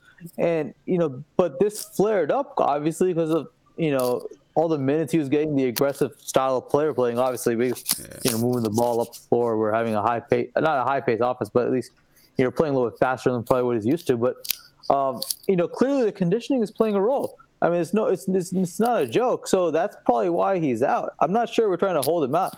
I'm pretty sure we'd want to see him play with Frank, but it's just the fact that, this back injury flared up, there's probably a greater chance than none that he's going to be reevaluated next week, which is going to be the 28th. So I don't think he's going to play at least until, I don't know, 2 weeks from now. I think is that to be fair? Around like April 4th. And by that time, the season's going to end, so they're not going to rush it. I think what people understand is like, we want to see players come back, right? We want to see players come back. But we want to see it just for our short-term pleasures. Because we look at this guy. But, what we're trying to do is we're trying to avoid the re-aggravation of injuries. We don't want these players to get injured over and over again with the same injury. So we want them to take their time. There's no reason to rush these players back for anything. There's none. True. So if Dennis Smith Jr. got a back injury, let him fully recover from him. Let him, let's do whatever we can to make sure he does not have back injuries. And even if he's not with us, at least the best thing we can do as an organization is make sure, okay, we do whatever we can as an organization to make sure he does not, we put him in a good position so he doesn't suffer the same injuries again. Yeah. Even with Frank, whether it's, let's say he's not even here, right? Whatever we can do to make sure, whatever physical therapy, whatever we got to do, make sure he doesn't have the groin injury again. This is the best. Right. So at least, if someone comes here next year. I definitely agree with you. So Mitchell Robinson, and we'll get back to this. I'll let you guys get your words in. Mitchell Robinson is breaking records as a rookie, right? Block, for the number of games with a block. Mitchell Robinson is. So, big shout out to Mitchell Robinson for that. Let's hear a little bit of what Mitchell Robinson has to say about breaking records as a rookie, as he's honored to break records as a rookie. Mitchell Robinson. And those numbers are pretty standard. Let me rewind. 38 assists for Utah tonight, and those numbers are pretty standard for them. What makes a team that moves the ball like that so difficult to defend? They move the ball, so they get us scrambling a little bit. So that's like the hardest part to do when we scramble and we lose our guys and just. I know for you, you're not really looking at personal records and you're more about winning with this team, but tonight you do set a new rookie record for blocks for the season. What does that mean to you to go down in the books as the best rookie shot blocker for the Knicks ever? It's a great honor. Like you were saying, I'm here to try to win the games. I mean, it's really great for them to, come into the league and be able to set up records, and, it's amazing. I just talked to Rudy Gobert walking off the floor, and he was talking about how when he was a rookie, he was playing in the G League, and he's so impressed with your ability to do what you're doing now coming out of high school. What does it mean to have one of the best shot blockers in this league think that you've got some special talent? I mean, it means a lot. He gave me my props. I appreciate him. I'm grateful. What do you see when you go up against one of the best like that? How does that make you better as you continue to compete against these guys that have been doing that a long time? I just get out here and just play hard with my teammates, try to get stops on defense and, to keep playing. Man, a few words, and I respect that to the fullest, because I am also a man of few words. All right, so big shout out to Mitch Robinson for setting these rookie records for the Knicks. And, there's going to be a lot more to come with Mitch Robinson is setting records. A lot more to come. The kid is talented as ever. Go ahead, Nate. Can I just say one little sidebar on Frank, and then I'll say something on Mitch? Yep. So with Frank, I think it's all going to determine what happens with Kyrie. If the Knicks get Kyrie, I think Dennis Smith is gone. Frank's probably gone. Moutier is obviously going to be gone. So I think Kyrie's going to dictate where the guard situation goes. If they don't get Kyrie, then they have to look at what they have currently right now on the roster. Do they keep Dennis Smith? Do they make Frank the starting guard? Moutier is going to be gone, so it's going to either be Frank or Dennis Smith, in my opinion. But I will just throw one little caveat out. How about Kadeem Allen possibly being either a 2 or 1 going forward? I think he's got staying power. I like his game, and I think he's got good size.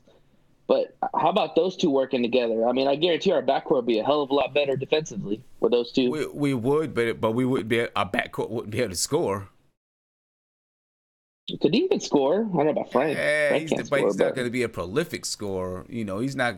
Yeah, that is true. That is very true. But I don't know. I was just thinking about that because obviously our backcourt's their biggest weakness right now is why our defense sucks so is because we got nobody that can guard in the backcourt. Yeah. Especially when you got Moutier back there. But real quick on Mitch Robinson, hey man, he's come a long way in his interviews. I'll tell you that because I remember when they did his press conference, he was like 2 words, and now he's actually put some sentences together. So good for him. Well, guys help. Well, he was coming out of basically coming out of high school. He took a year off, but basically coming out of high school. Yeah. And he didn't have any kind of media training. Exactly. Look at the kid who was coming from, where he came from. It takes a little time for you to get trained with the media and get. Yeah, no. I mean, I'm rooting for this guy all the way through. I mean, the guy's humble. He says the right things. You just got to keep yourself grounded, and I think he's doing a really good job. All the rookies actually are. I haven't heard Cheer really interview a lot, but Knox is kind of the same way. Mitch is kind of the same way. So they got good character guys. Just got to keep your feet grounded and just keep working. Yeah, that's it. All right, Isaiah. Hey, what's going on, Sam? I just want to say one thing before anything. You do talk a lot. I want the viewers at home to understand that. Who talks a lot? You talk a lot, man. You talk. I don't say nothing. You talk a lot. It's all right. I'm a man of few words, man. I try to keep it simple. No, man. Nah, you good. Mitchell Robinson, I mean, what more can we say, Sam? He's amazing. This kid doesn't even know what he's doing yet. A future defensive player of the year. He's I think everything you want, and this is everything you want in a big. I like his demeanor. He's going to be a problem. There's nothing but positives that you can say about him. He's getting better every single day. I'm happy that he's the one that presenting his record. It's amazing to watch him. He's one of the bright spots of this season. Definitely. Also, so can I comment on one thing? I seen Aunt G say something, and it kind of bothered me when he said it. Can I address it, Sim? Go ahead, real quick. So Aunt said something on the lines of, "We won't be complaining next year when Fizz is drawing up plays for Kyrie and KD instead of Moutier and Hazonia." I want to disagree your voice. I want to disagree in your voice. I respectfully disagree because it's about the foundation of what we're doing now. And I just wouldn't be extremely confident in Fizz playmaking ability if he has to rely on two stars. That's not how good coaching works. Coaching works when you can invest players into your plays and into your system that can work, almost flawlessly. For example, I hate bringing up Pac because Pac is the prime example of things, but Sim, me and you can agree. We'll both be confident that if Pac picks a player, we automatically know he can fit the system and fit the scheme that they're trying to do. Right. I just don't want. I want us as Knicks fans to stop. Oh, free agents are going to save us. Free agents are going to save us. It's not about that. It's about the system. Michael Jordan didn't become successful until the triangle came into his life. And so he actually had a proper system instead of just being the best player and scoring 35, 40 points. That's, again, if you look at every great player in the history of basketball, they came through a great system, So, I want us to stop thinking that if we do get these guys, that it's simple as, they're just going to score and they're going to take turns. That's what happened with OKC for 9 years with KD and Russell, and that didn't work. Yeah. So I want, again, Angie, that's my brother, so I'm just saying it because I'm just saying in the sense of we don't want that. You want a flowing offense that everybody cuts, everybody moves. You got the defense on their toes so that we can get great shots. We can pass up good shots to get great shots. But people got to stop saying KD and Kyrie is going to save it because that's not going to work. Them taking turns. Them taking turns is going to win us 50 games. Yeah. But if you want to win a championship, that's not going to win you. So we got to get out of this mindset. You got to have something that makes it a little bit easier for those guys because you don't want to overwork them. And you can't hear it, but Isaiah just said in my ears that he took your crown. Just saying. He said he took your crown. What you going to do about that, Ant? He took your crown. The Knicks played Denver. And you see what happened with Utah. And Denver can actually score the ball. Utah's, they're not a high-scoring team. Denver can actually score the ball. What's going to happen with Denver Friday night? Big shout out to Justin Smith. He said the movie Eddie, the Knicks from the movie Eddie are better than the 2019 Fizz Knicks. You might be right about that. Ain't no right. There's no might about it. You are right about that. And this 2019 Fizz Knicks, they got to go play the Denver Nuggets, or they're going to be home to play the Denver Nuggets on Friday. And listen, the Denver Nuggets, they're fighting for playoff position just like every other team. Not every other team, but, they're fighting for playoff position. So you can throw an upset out the window. Look at this team, in my opinion. And I guess every once in a while, the Knicks are going to pull an upset. But the Denver Nuggets are 47-22. They're fighting for this first spot in the Western Conference. They're not coming to New York sleeping. They're not sleepwalking through New York. They're going to come in with a vengeance. You know what I mean? They're coming in with a vengeance. And, we could be looking at we could be looking at getting wiped up again. We knew this was going to happen this month. We knew this was going to be a very, very, very crazy, tough month for the New York Knicks. It's going to be one of those months. We're in the midst of it right now, and it could very well get worse before it gets better. You know what I mean? It very well gets worse before it gets better. I'm going to come around to everybody. I just want to know what you think, man. What do you think? The Knicks versus Denver. How you feel about it? All right. It's 12-16. I'm about to get up off this thing. So tell me how you feel about the Knicks versus Denver. Is it going to be a swamp? Are they just going to swamp us? They just going to kill us? Or are we going to show some heart? Right? Tell me that, and then give me your last words. And we're going to roll up out of here. All right, Viv, I'll start with you.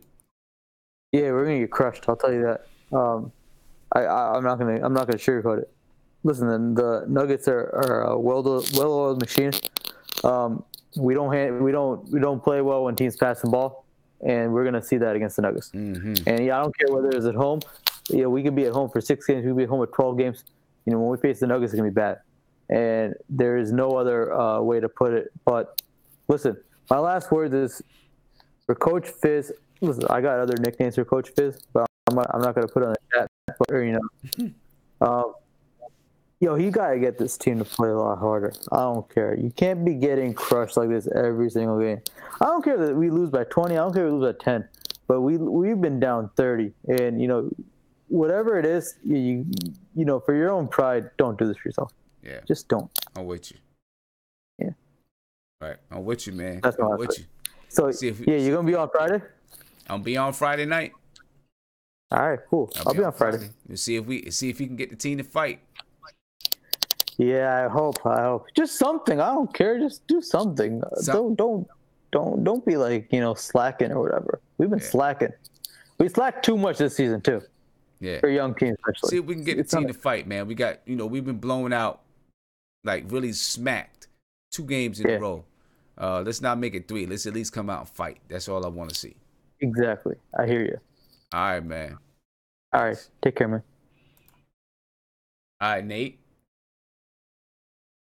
If we lose by less than 20 points, that's a win in Knicks' eyes. Denver's a well-oiled machine, like he said. They pass the ball. Jokic is a monster inside. Murray, Barton. They just got scores all over the place. I really want to see the matchup with Mitch against Jokic. I really want to see how the young guy is going to go against, a perennial all-star in Jokic. Or did he get all-star this year? I don't remember if he did or not. I think he did. I don't know. I don't know. Up and coming player, big time player. But I just want to see the young guys, man. I just want to see the young guys compete. Like Knox, I was happy to see that he shot good percentage. This is a big stretch for Knox. You gotta play good getting into the off season, because this off season is going to be very critical for him to take that next step as a player in this league next year. So I want him to continue to play well. Mitch play well. I'd like to see Kadeem Allen get more playing time, but he was sick tonight, so hopefully he'll be good for the next game. And then of course Frank, hey man, it'd be good to see number 11 on the court again. So we'll see what happens. Yeah, we'll see what happens, man. All right, Nate, I guess I'll catch you Friday night. Peace. All right, y'all have a good night. Later. Peace. All right, Eddie, coming to you, man. Yeah. So, we're basically going to lose again. But I want to see Frank. Hopefully he'll play. He's going to be playing at the Garden.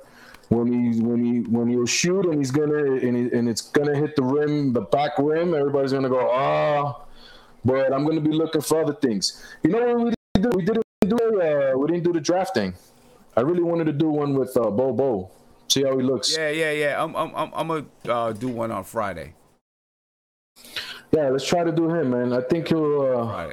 Because I was speaking to Vivek and I was telling him I like the pairing of Mitch and Luke Cornett. Mm-hmm. When they play together, they play pretty well. So, let's see what happens, man. Hopefully, Frank comes out and has a pretty good game, and we have something to talk about on Friday. Yeah, hopefully. We'll find something to talk about. Yeah, we'll find something. We'll find something. All right, man. I'll catch you Friday. All right, man. Peace. All right, Mark. It's on you, man. Right now, man, I don't even want to listen. I'm not even turning my TV on for that Denver game. You must be smoking. You must be smoking something.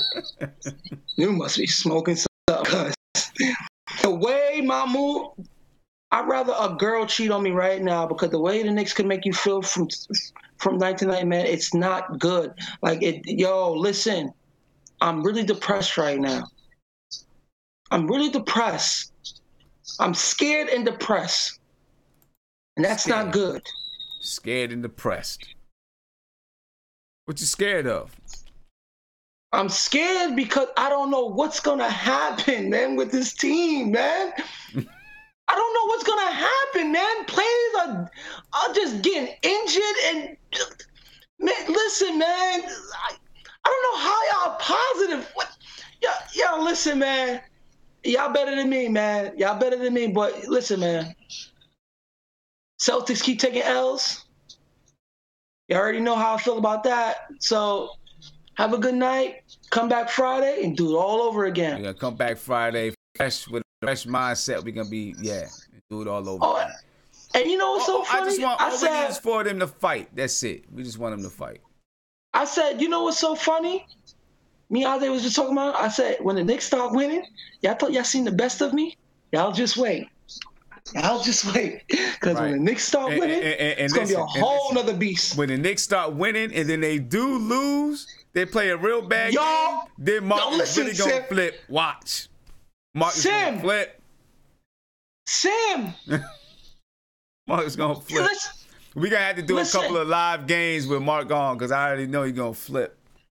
Bro, I'm gonna need at least a minute to just rant, because those games gonna matter. Like when things matter now, you really get to see the ratchet mouth, and when the Knicks start winning, you're gonna see the best entertainment in your life. But other than that, man, have a good night, Sim, man. All right, man. Come back Friday. I'll catch you Friday. All right, peace. Bye, Isaiah. All right, Isaiah, man. Hey, and Isaiah, do me a favor. When we log off, just stay on for a minute, all right? I got you, bro. I want to test something out. So, Sam, you know what disturbed me about this? I think what Viv said is when he said we suck against teams that pass. That's just crazy to me, man. We suck against teams that pass. We suck against all teams. Yeah, we suck against all teams. But I just want to address something. First, I guess I'll read the chat. I did not say I want the triangle back. I said Michael Jordan became successful when Phil Jackson came and the triangle came. People need to listen. And then I saw somebody else say that they'll take the 50 games. What I was saying about was that, yes, if we stick to the way we're doing right now, we get KD and Kyrie, and we play pretty much, KD is your turn, Kyrie is your turn. We'll get 50 wins, but we're not going to win a championship. Now, I don't understand what Knicks fans want. I want championships. We haven't had a championship since '73. I want a championship. I feel you. So I don't know what people are talking about. I don't want 50 games. Ask Portland fans how they feel about winning 50 games and not being able to win.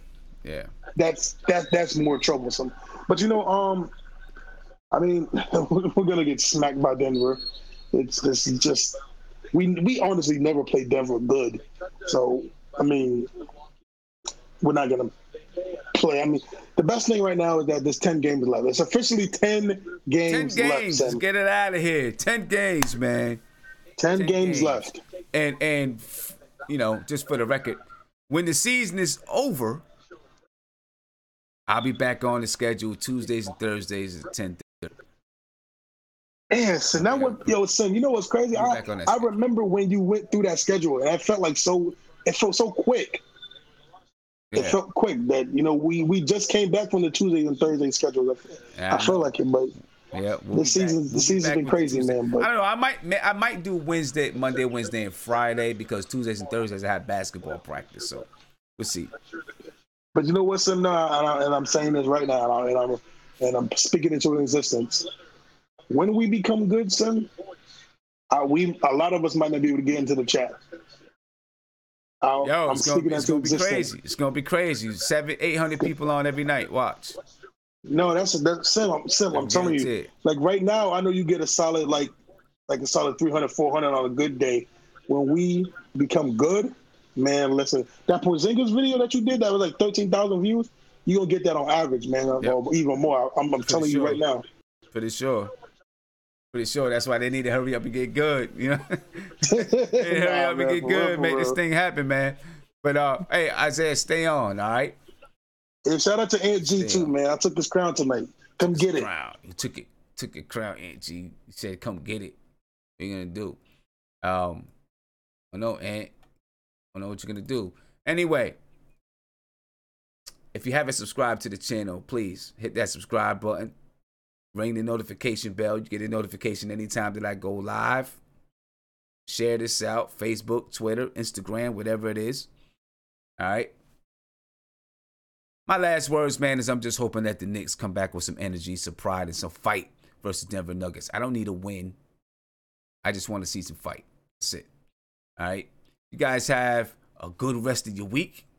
Tomorrow's Thursday, Friday. March Madness is about to start. Oh, don't forget to do your bracket. Do your bracket. All right. There'll be a link in the description of this video so you can do a bracket. All right. I'm out, ladies and gentlemen. I will catch you guys Friday night. And, try to stay peaceful, man. Stay peaceful.